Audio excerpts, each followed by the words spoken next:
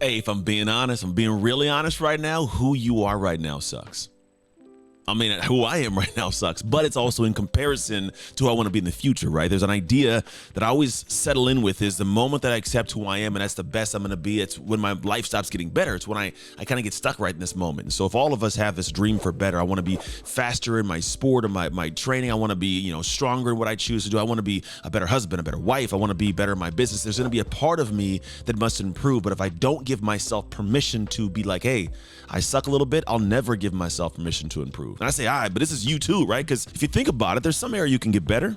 Harvard McKay is a great guy. I saw him speak one time and he says, the biggest room in the world is the room for improvement. And I believe that to be true, man. There's this part of us that's always stretching, always growing, always being bigger. And the moment that we stop, the rest of the world keeps moving, we fall behind. So for me, I want you to start thinking about like, it's okay to suck right now. It's not the end of the world for you because you're only comparing yourself to the place you want to go. Now, if you're okay with who you are and you love your life, that's great. Honestly, I'm like, cool, hang out, chill.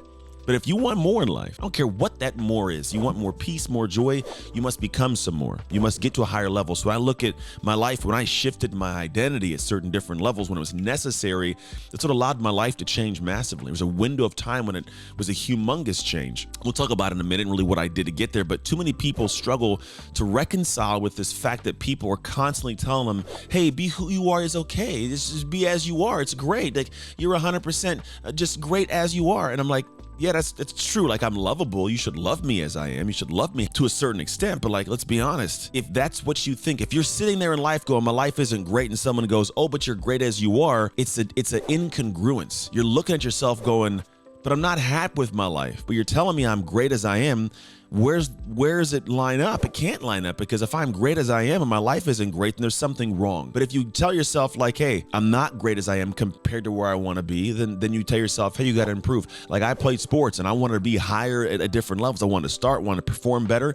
But if I was always being told, hey, Trucks, you're great as you are. Oh, you're good. You don't got to get much stronger. It's okay to make mistakes. I would never excel. I would never push myself to get to that next level. And it's funny how we admire athletes and this is how athletes think. Yet the average everyday person doesn't understand how that works. You aspire to be these great people. You buy their jerseys. We watch them. We go buy tickets. We all these different things. But then when it comes to you understanding how they function and trying to be more like them, we go, oh, no. You should be okay as you are. Never tell someone that they're not great as they are. And then all of a sudden, it's this weird world of people who just pat each other on the back and then hating life when they go home, right? So really start thinking about this idea because I know for me, there's a window of time where I stretched myself more than I ever had. I was at one point like going through crazy. I was divorced, not doing very well, and I wanted to become a better man. And a lot of things triggered that, but the idea was still like, hey, you know what? My life's not where I want it to be. I'm not happy with the life I'm living, which means I must admit that I suck as a guy, that I want to, if I'm comparing myself to the guy I want to be, this guy currently sucks. So how do I work on this dude? That was a big question. And I think it's a question we all have to ask ourselves because when you do, it's like, all right, I'm the cause of this, right? Because you're the person that caused the pain, or you're the person allowing the pain, right? But we're the common denominator in all your problems. So if you could sit back and go, all right, some part of this got to do with me. Well, now we start moving ourselves in a better direction. So we're going to walk through these different ways to actually uncover how you can shift and make these transformations. The first one is you must identify your limiting beliefs you currently have. You got them. I don't know where they're at, but you and I both know you got them. There are some things that are part of your future you want to have that are limiting your belief in your capabilities or skill sets or what can be done that keep you there. I'm sure I got them. 100% I know I have them. I try to find them sometimes. When I do, they're uncomfortable, but I work through them, right? But the idea is there's going to be some part of you that has this limiting belief that you start to live into actionably or thought-wise, and it spins you into a direction that is the opposite direction of where you want to go. But you have to admit you got them or find them or ask someone to help you find them because those limiting beliefs will pull you back to the place you're at now over and over again until you recognize them, cut those things off, and then move past those limits. When you can move past the limits, you get to move into a new space you've never been before. And that comes with you looking at who do I see myself to be identity-wise? Because if we talk about shifting an identity, what are the limiting beliefs of my current identity? And then later on you go, how can I align more with the beliefs of the identity I want to be? They're past my limits now, but I can start seeing beyond that barrier as to where I want to go. Next, it's how do you reframe your current identity's thoughts? See, if I want to make this massive shift, I have to then think about how I'm thinking. It's a great book by Michael Singer called The Untethered Soul, and it talks about how in your head there's two conversations going on. You could sit there quietly and see something or do something, and you tell yourself, man, why are you doing that? I could be in my head talking to myself in my head, and if that's the case, if that exists, then there's a separation, which means you can actually think about your thoughts or process how your thoughts are taking place. And in doing so, you can be aware of the identity you're currently displaying to the world or expressing, because we all express identities differently. There's an expression I'm giving you here now, is an expression I may have with my kids, an expression I may have with my wife, with my friends in different manners. And those expressions come from how I choose to show up in this moment with you right now. But if you don't think about that, you don't process the thoughts of your identity, you'll never understand why they're doing what they're doing or how they're leading to the situation you're in that you might not love. Second thing you do is you have to start looking at the current identity's thoughts and what those are. Do you think you should, think you can't, think you're capable, think you're incapable, think you should try, think you shouldn't try, whatever it is? But are you actually reframing these? Because if you look at them and see them, the goal is to go, you know what? I keep telling myself, I'm not a person that does video. Reframe that. Go, you know what? If you want to be great in your brand and lead your company, you better get good at video, because all great brands and companies have that. So I got to tell myself, I'm going to get great at video. Not that I don't do video, but I'm going to get great at it. So you start doing more and more of that thing in that direction. Things move much smoother.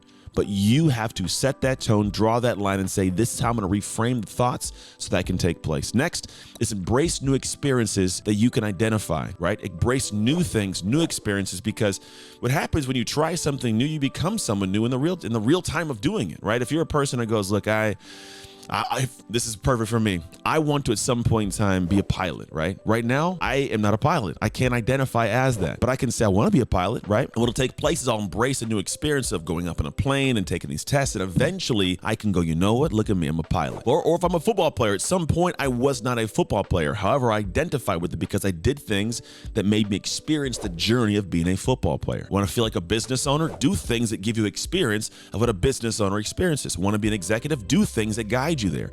The experience is what leads you to having this identification with that thing. It has nothing to do with what you stand up here and go, I can be this, and pound your chest. No, because your brain will know that you aren't that. It's called cognitive dissonance. Your brain will know it's not who I am. Why do I keep telling myself this? Is a separation. So to step out of that and go, you know what? I'm going to experience new things. Do enough of it, and you'll start to get to the point of feeling like that's who you actually are and identify with that. It's a big piece. Next, surround yourself with people who embody the future identity you want to be. They always tell you the average of the 5 people you surround yourself with. Yes, to an extent. I believe the expectations of those 5 people, and those expectations have to do with the identities that they carry. So when I went to change my life, I surrounded myself with individuals expressing the identities I wanted to be around. I wanted to become at some point in time myself. What you have to do is go back and go, all right, let me take a look. In my circle right now, who is living as an identity or living as a human in a place I would like to be 5 years from now? And if you don't find people living in that identity, it is time to make some changes. Because now what happens is you can actually see that these groups of people you're with, they may be people you love. They may be amazing, caring humans, but they might not be the people for you 3 years from now, 4 years from now, 5 years from now. Those individuals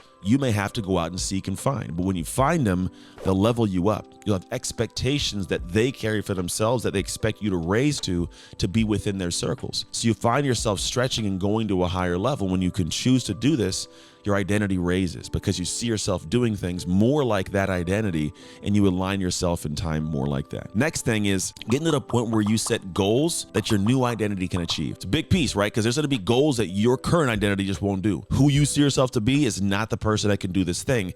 But if you can set a goal that is not you, it's not how you function, you will stretch yourself and shift yourself to accomplish that. At one point in time, I was a gym owner, former athlete. I was not a guy that gave speeches. I didn't do YouTube videos. I didn't talk. I didn't do this stuff, right? But in time, I said, I'm going to start doing something a little bit different because I want to be a guy on a stage sharing my story, doing it amazingly. But I wasn't that guy. So I had to set a goal to do that and then stretch myself out of my current identity to get into that point in time. And the more I did it, the better I became. And in a 7-month period, went from being a guy nobody knew to a guy on stages in front of thousands of people. And it wasn't rocket science and it wasn't luck. It was me doing the things that were goals beyond the current identity I was carrying and leveling up by actions to step into that actual identity.